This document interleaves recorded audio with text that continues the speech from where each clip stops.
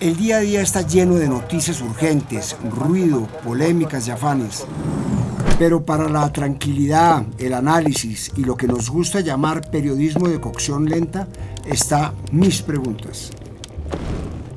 Un programa de Prisa Media hecho por CAFAM, inspirando sonrisas.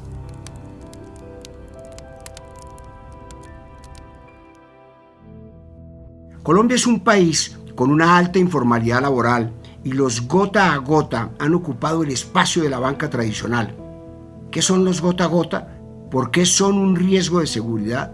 ¿Qué se puede hacer para que más personas accedan a la banca tradicional? Para este capítulo hablamos con Jonathan Malagón, presidente de Asobancaria, con la periodista y cofundadora de Economía para la People, Angélica Gómez, con Alberto Sánchez Galeano, investigador en temas de seguridad y defensa, y con Gabriel Santos, presidente de Colombia FinTech. Soy Roberto Pombo. Bienvenidos a Mis Preguntas. Todos tenemos películas a las que volvemos porque estamos convencidos de que son obras maestras y vale la pena ver repetidamente o porque nos causan cierto confort. A mí, por ejemplo, me pasa con El Padrino 2 de Francis Ford Coppola. Es como si cada vez que la viera fuese alguien distinto el que la ve.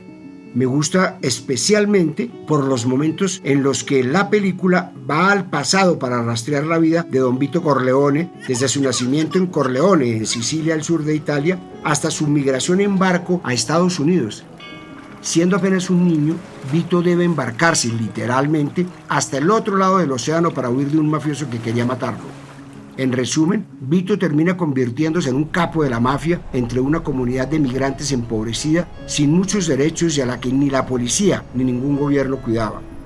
Los carniceros, zapateros y demás personas de la comunidad comenzaron a acudir a Don Vito para que los ayudara. Le pedían favores que iban desde trabajo hasta dinero y el capo siempre los atendía. Pero los favores no quedan saldados completamente nunca. Aunque le devolvieron el dinero, la condición inicial era que Don Vito alguna vez los iba a necesitar y ese día los iba a buscar. Una especie de trato con el diablo, en el que el precio por un deseo se paga de formas insospechadas.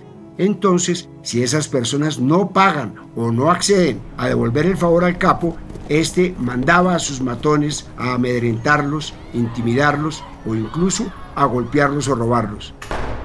Esta historia ha sido una constante en la humanidad.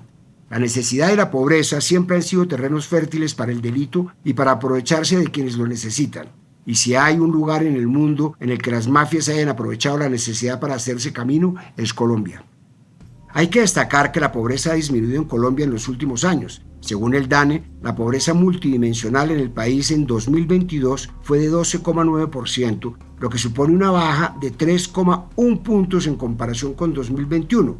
Sin embargo, de acuerdo con el Banco Mundial, en la última década Colombia se posicionó como el segundo país con mayor disparidad de ingresos en Latinoamérica y el Caribe. Esto nos hace un país especialmente susceptible para que grupos armados, traficantes y demás tipos de delincuencia prosperen. Pero en este grupo de economías ilegales, una que ha prosperado son los famosos gota a gota, también conocidos como pagadiario. Si no está familiarizado con este término, no se deje llevar por el nombre casi poético. Los gota a gota son prestamistas informales que prestan pequeñas sumas de dinero a pequeños comerciantes, taxistas, vendedores informales, entre muchas otras personas. Pero no es un trabajo desinteresado que busque llegar a personas sin capital a cambio de nada. Por el contrario, se aprovechan del poco acceso a capital y a préstamos bancarios para prestar dinero con intereses que superan por mucho las tasas de usura. Parte del éxito de esta modalidad es que estos prestadores buscan clientes, o víctimas si se prefiere, que no se huelen, como pequeños comerciantes, taxistas, y también buscan que tengan familia a quien recurrir en caso de que no cumplan con sus pagos, pero más importante aún, se aseguran de que estas personas no puedan acceder a servicios bancarios o a un crédito legal. La modalidad es sencilla, prestan una cantidad de dinero y luego pasan cada día a cobrar la cuota que se haya establecido y los intereses. En principio, es una opción sencilla de acceder a dinero, especialmente porque es un país en el que, según cifras del DANE, en las 23 ciudades y áreas metropolitanas del país, la proporción de informalidad se ubicó en 42,9%. Y es que según datos presentados por la Banca de las Oportunidades, un programa del gobierno administrado por Bancoldex para promover la inclusión financiera, 1 de cada 5 personas que accede al crédito en el país lo hace a través de este método informal. Este estudio también evidenció que las personas que acuden a estos préstamos están entre los 36 y 55 años y pertenecen a los estratos socioeconómicos 1 y 2. Ese mismo programa encontró que los usuarios de estos prestamistas ganan máximo 2 millones mensuales. No es poca la gente que busca este tipo de préstamos. Según un estudio del gremio de instituciones microfinancieras, Asomicrofinanzas, el 14,2% de los microempresarios del país se financian a través de gota a gota y hay 2,9 millones de clientes con productos de microcrédito, de los que 54% son mujeres y 46% hombres. Según le dijo María Clara Hoyos, presidente de Asomicrofinanzas a portafolio, abro comillas, el 81,2% de los micronegocios deciden no acceder al crédito. Esto sumado a que el 73,3% de los colombianos ahorra en su vivienda y el 14,2% se financia con crédito informal clandestino. Cierro comillas. De acuerdo con el DANE y la Fiscalía General de la Nación, los créditos informales gota a gota aumentaron más de 75% en 2021 frente a 2019. Sergio es uno de esos millones de colombianos que usan los créditos gota a gota. Hace 8 años que le llegó la posibilidad de recibir dinero para pagar en pequeñas cuotas diarias. Tiene 56 años y es taxista hace 7. Por 100.000 pesos que le presten, paga 4.000 diarios. Y si le prestan 200.000 pesos, paga 8.000 pesos diarios durante un mes. Es decir, que paga intereses del 20%. Para que se haga una idea, actualmente un banco cobra en promedio 2,11% mensual en créditos de libre inversión. Tuvo que recurrir a ellos porque no tiene vida crediticia. La última vez que estuvo bancarizado fue cuando tuvo cuenta de ahorros con el banco Concasa, un banco que desapareció en los 90. No recurre a ninguna entidad financiera además porque dice que se requiere mucho papeleo. ¿Por qué tuvo que recurrir a los gota a gota? Dejemos que sea él quien nos cuente. Y eso llegaron a mí por lo que a veces las necesidades económicas a uno lo ven, le toca a uno juro. A veces yo me atraso con el diario que gasto, yo gasto los diarios del carro y busco la plata prestada y compongo con los diarios del carro o por una cosa o por otra, entonces pues por eso le toca a uno buscar los pagadiarios, gota a gota. Hay veces pues se convierte en sinvergüenzura de uno y legalmente como sinvergüenzura, dijo una amiga mía, se convierte en una maldición. Pero lo sacan a uno de apuros. Cuando uno está muy necesitado, pues lo busca a ellos y ellos prestan, pues. Así como él, muchos colombianos terminaron buscando esos servicios por la facilidad de no tener que lidiar con documentos o porque simplemente no tienen un codeudor o finca raíz que respalde un crédito ante un banco. Muchas personas también han relatado que prefieren buscar estos préstamos informales porque con las entidades financieras temen que su información económica llegue al gobierno y se use para negarles subsidios o afecte su escala en el Sisbén. ¿Qué deben hacer las entidades financieras para que los colombianos puedan acceder a créditos más fácil? Le traslado la pregunta a Jonathan Malagón, presidente de Asobancaria. Efectivamente, uno de los grandes desafíos que tiene el sistema financiero colombiano es la provisión de crédito.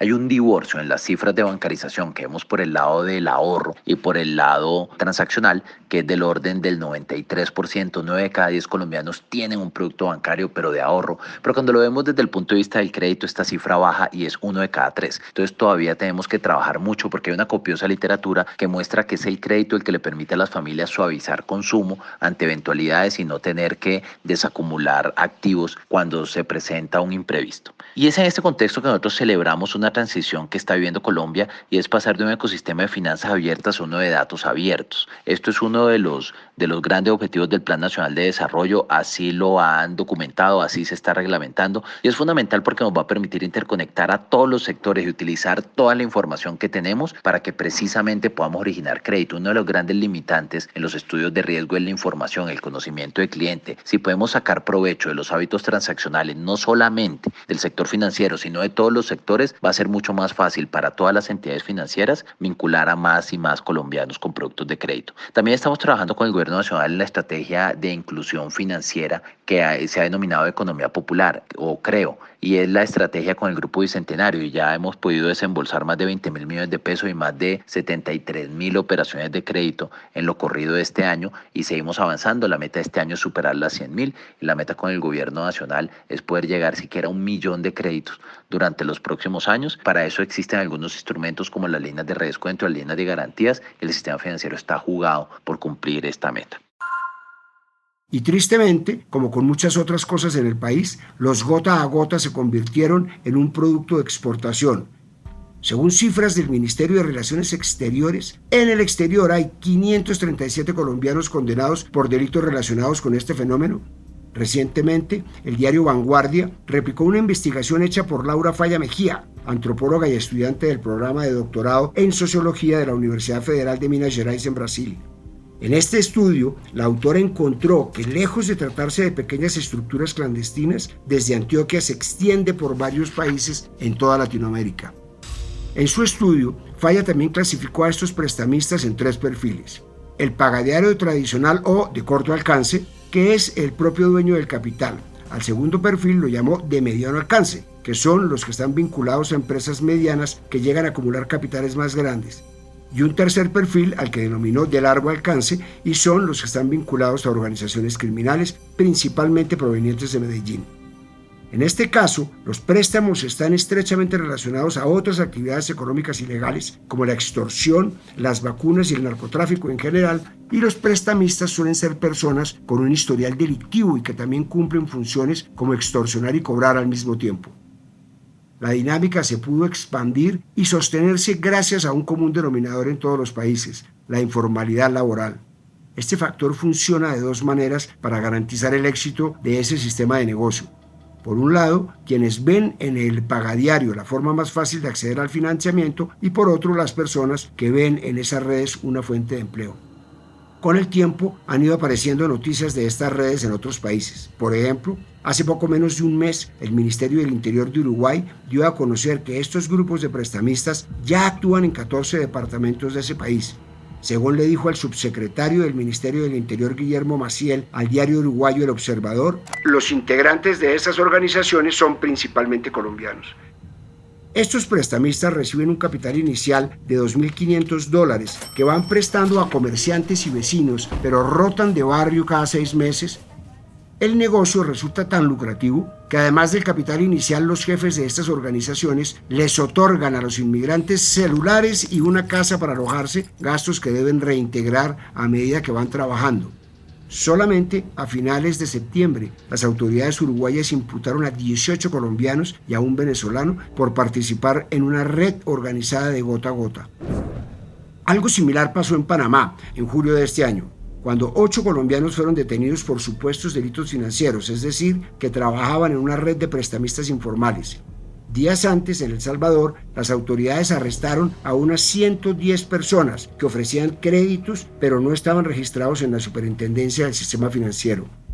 De acuerdo con las autoridades de ese país, si las personas que tomaban los préstamos no pagaban a tiempo, los prestamistas usurpaban su identidad para manejar cuentas bancarias o tarjetas de débito con las que mandaban dinero al exterior. Más de $20 millones envió esta red a Colombia desde el año 2021. Esto causó una reacción en el presidente de ese país, Nayib Bukele, que en su cuenta de X dijo, abro comillas, el reloj corre. Todos los falsos turistas, miembros de esta estructura de extorsión y lavado de dinero, aprovechen y salgan rápido de nuestro país. Después no escucharemos lamentaciones. Cierro comillas. Así lo dijo el presidente de El Salvador. Después de este mensaje, las autoridades de ese país dieron a conocer que más de 200 colombianos abandonaron el país. Bolivia es otro país que también sufre de este problema. En noviembre de 2018 desmanteló una red de gota a gota que, aprovechándose de la crisis de Venezuela, usaba a migrantes de ese país para usarlos como cobradores y evadir la acción de las fuerzas especiales. Y como si todo lo anterior no bastara, en agosto las fuerzas de seguridad de Guatemala capturaron a más de 3 colombianos dedicados a préstamos informales de dinero, con lo que se ajusta a una cifra de 60 colombianos en total capturados por el delito de usura en ese país. Esta actividad en el extranjero ya está tan ligada a Colombia que los noticieros y medios de otros países les llaman prestamistas colombianos para referirse a los gota a gota. Según el análisis hecho por Inside Crime, una fundación dedicada al estudio de la investigación de amenazas para la seguridad, La amplia experiencia en los grupos criminales colombianos les da una ventaja sobre los usureros locales de otros países de la región. El dinero que produce la cocaína da reservas suficientes para prestar efectivo y generar más ganancias con sus intereses. De acuerdo con el análisis que hace esta fundación, los grupos ilegales que más participación tienen en el negocio de préstamos gota a gota son algunas de las organizaciones narcotraficantes como la Oficina de Envigado y las Autodefensas Gaitanistas de Colombia, también conocidas como Clan del Golfo. En general, el actuar de estos prestamistas es criminal. En muchos casos, sus métodos de cobranzas involucran violencia, como el registrado en un terrible video en el que un gota a gota le dañó el puesto de arepas a una mujer por no cumplir con su deuda. Mire cómo está asustada.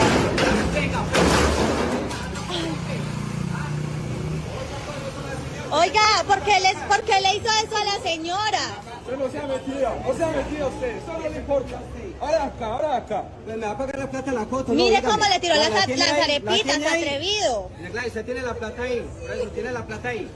Porque es tan atrevido. No, dígame pues si la tiene. Dígame si la tiene que mi patrón. No la trate así, señor. No, vengo más por la ocasión. No me meta acá. Pero es que mire cómo le están haciendo. ¿Cómo afecta a la seguridad nacional estas redes de gota a gota? Le pregunto a Alberto Sánchez Galeano, investigador en temas de seguridad y defensa. El impacto de la red de gota a gota en seguridad se puede dividir en dos. Uno en seguridad local, territorial y otro en seguridad nacional. Por el lado de la seguridad territorial, la afectación está muy relacionada con coerción, con abusos, incluso con violencia contra personas que terminan sacando préstamos en unas condiciones de crédito y de interés absolutamente desfavorables y esa coerción puede llegar inclusive, como se ha presentado en algunas ciudades, al homicidio. Esa afectación territorial tiene mucho que ver con lavado de activos de actividades ilícitas como microtráfico, inclusive como extorsión e incluso como contrabando y otras actividades. No todas las personas que prestan dinero en el ámbito territorial, en el ámbito local, lavan activos, pero toda la actividad sí está muy permeada por dineros procedentes de la ilegalidad. Y en materia de seguridad nacional, hay grandes redes de contrabando, de extorsión, de tráfico de drogas, de minería ilegal, que surten y financian esta clase de negocios. Entonces, ese dinero sí proviene ya de unas redes criminales mucho más estructuradas y la afectación en términos de seguridad nacional es que termina cohesionando redes de relaciones, de intereses y de lavado de activos que dificultan mucho la labor de las autoridades por la dificultad de rastrear transacciones que terminan siendo informales y en efectivo. En octubre, la Policía Nacional desmanteló una red criminal dedicada a préstamos gota a gota en línea que estafó a 1.355 personas por cerca de $1 billón. Pero lo especial de esta banda es que no era una red tradicional, sino que operaba de una forma digital, digamos.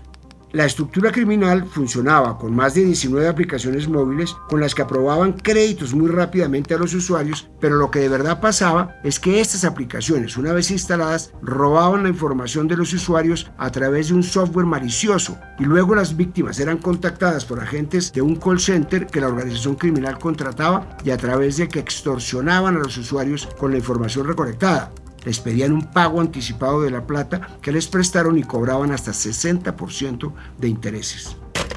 Según el jefe del Centro Cibernético de la Policía, el mayor Camilo Ramírez, se trataba de una empresa criminal con tal nivel de organización que contaba con oficina de recursos humanos, de reclutamiento y con personal que entrevistaba a los potenciales empleados y trabajaban como un call center a través del descargo de unas aplicaciones. Abro comillas. Contactaban personas que necesitaban préstamos de dinero y luego de recolectar su información personal a través de un software malicioso, empezaban a exigirles pagos de intereses de hasta 60% 5 o 10 días después de haber efectuado los créditos.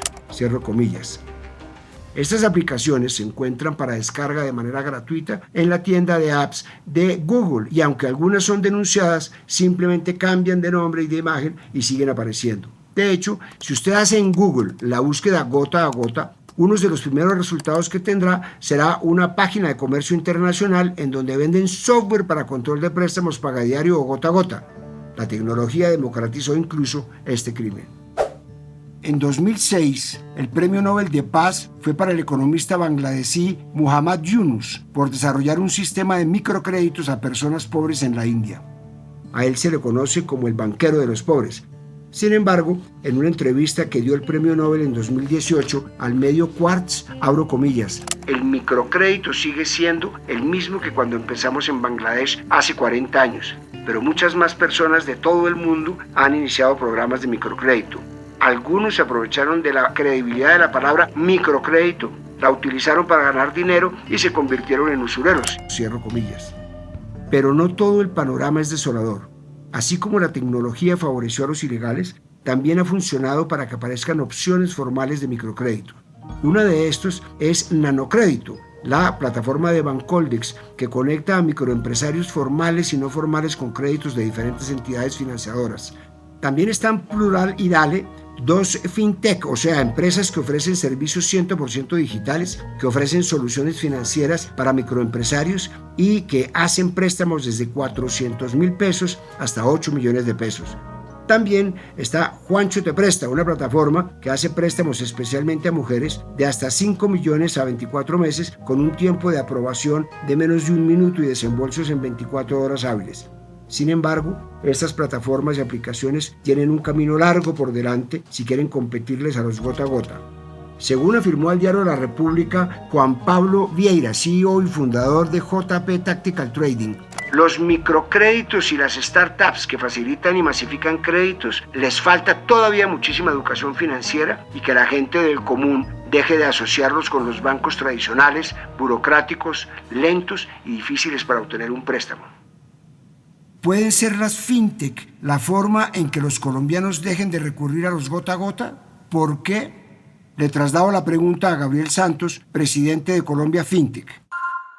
De manera definitiva, las fintechs han llegado a Colombia y al mundo a cambiar la forma en la que los ciudadanos más vulnerables acceden al crédito, por un motivo muy específico, por la posibilidad de utilizar data de una forma mucho más eficiente que los mecanismos tradicionales, por la facilidad de acceder a fuentes de datos distintas, por la hiperespecialización que permite tener modelos basados en tecnología que son mucho más ligeros que aquellos estamentos de crédito de la banca tradicional, pero también al no captar recursos del público, sino colocar con recursos propios, tener la capacidad de asumir unos riesgos distintos que legalmente la banca tradicional no puede. Es por eso que en la lucha diáfana contra el gota a gota en Colombia está liderada por las fintech de crédito digital, por cuanto si unimos todos los factores anteriores son ellos los llamados a poder prestar a las poblaciones más vulnerables, que son las que están más vulnerables al gota a gota, para poder utilizar la data de ellos que no necesariamente están tenida en cuenta por la banca tradicional, como datos transaccionales, pagos de servicios públicos, y si uno mezcla todo ese universo, tiene que esa hiperespecialización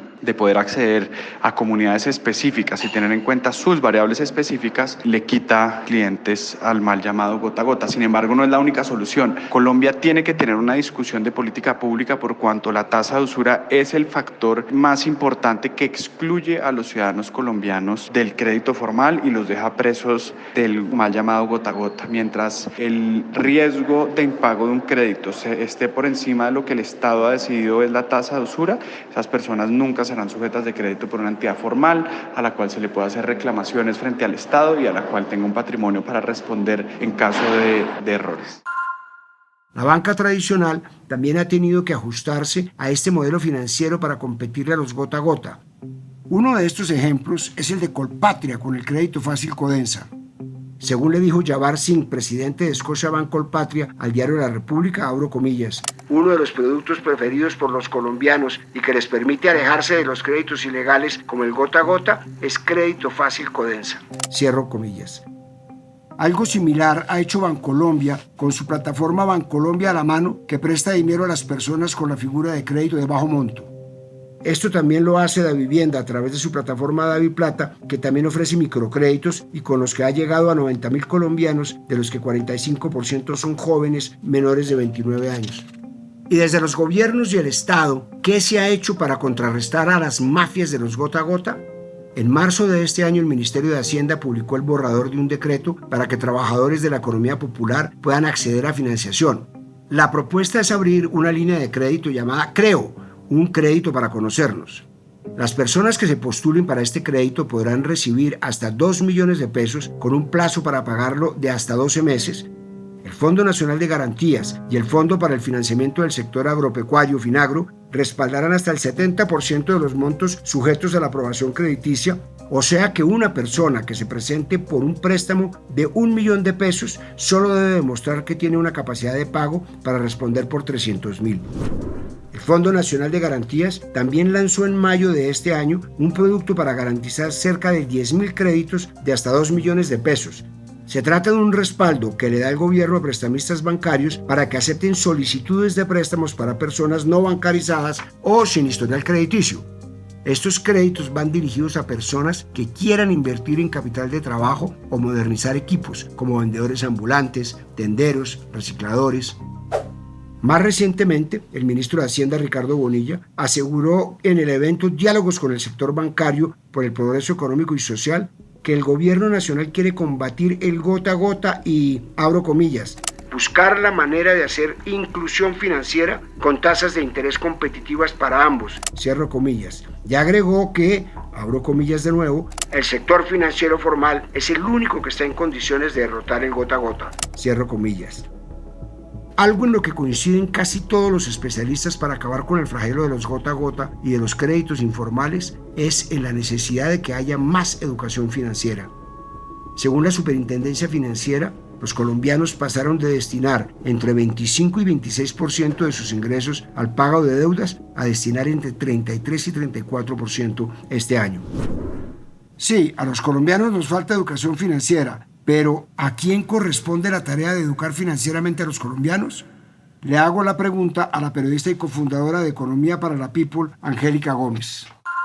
La tarea de educar financieramente a los colombianos viene desde el hogar, es decir, desde que somos pequeños nuestros padres deberían enseñarnos al menos a ahorrar, a manejar nuestro propio dinero. Los colegios también tienen un rol importante allí de enseñarnos qué productos financieros existen, cómo funciona todo este mundo e incluso qué es un impuesto, cómo se pagan, más o menos a qué nos vamos a enfrentar en la vida adulta. Y luego, más adelante en nuestras vidas, y que de hecho lo hacen, las entidades financieras están obligadas por regulación de la Superintendencia Financiera a hacer educación financiera también. ¿Cuál es el propósito de todo esto? Pues que sus clientes, sus consumidores sepan que les van a cobrar una tasa de interés, cómo se calcula eso, qué tanto se pueden o no endeudar o qué tanto pueden ahorrar o no y pues cuáles son los beneficios o las desventajas de adquirir cualquier producto financiero por el que están preguntando. Es decir, los bancos y las entidades financieras en general no pueden simplemente decirle, mire, coja este crédito, sino,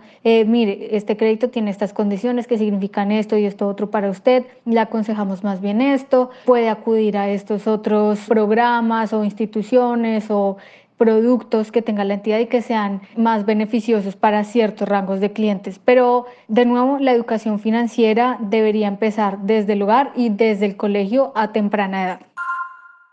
Así que ya sabe, no sucumba ante los gota a gota, es víctima de usura, puede resultar estafado, extorsionado o incluso herido o asesinado.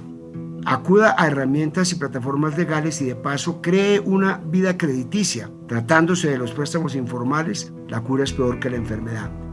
Soy Roberto Pombo y este fue el capítulo 60 de Mis Preguntas. Nos vemos en el próximo capítulo.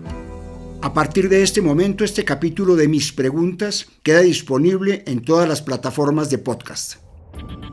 Este episodio fue posible gracias a CAFAM, Inspirando Sonrisas. En la dirección, Roberto Pombo. Asesor editorial, Daniel Sampero Espina. Investigación y entrevistas, Johnny Rodríguez. Producción de campo, Marcela Salazar. Postproducción de audio, Carlos Bernal.